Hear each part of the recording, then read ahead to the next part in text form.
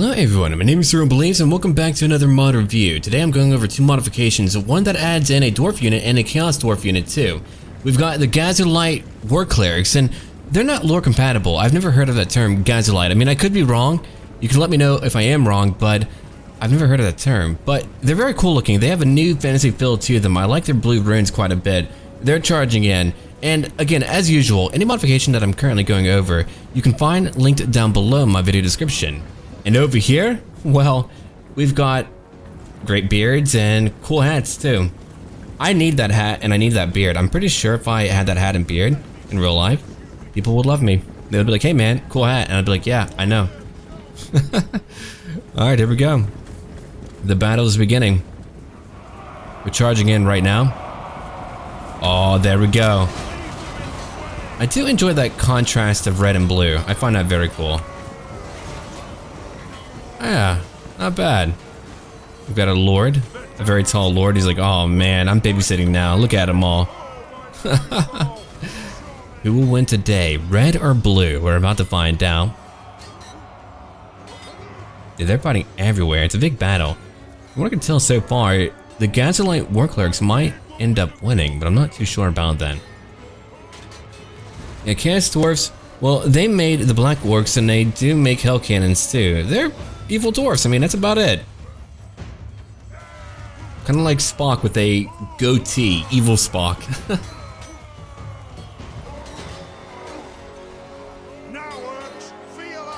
I love how they have little horns too.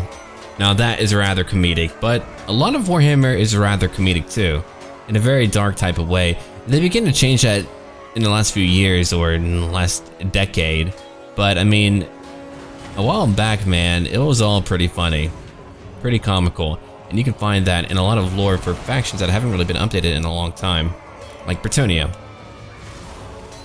They've got really cool lore, but a lot of their lore is really from Warhammer Fantasy Roleplay, a tabletop role-playing game, not the actual war game.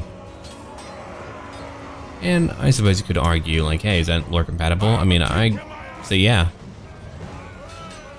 Why not? I've always had a dream though, man. I would love to be able to write Warhammer lore. I GM for a game group and world building, I love it so much. It's really a matter of like who you know to be able to get connections into like fields like that, from what I understand, but it's a dream. Now, if I said goal, that would be a different story. A goal is much different from a dream. A goal I would work towards, but a dream is like, that'd be pretty cool. Unfortunately, Warhammer Fantasy is no longer really a thing. It is a thing, but you've got the Age of Sigmar now.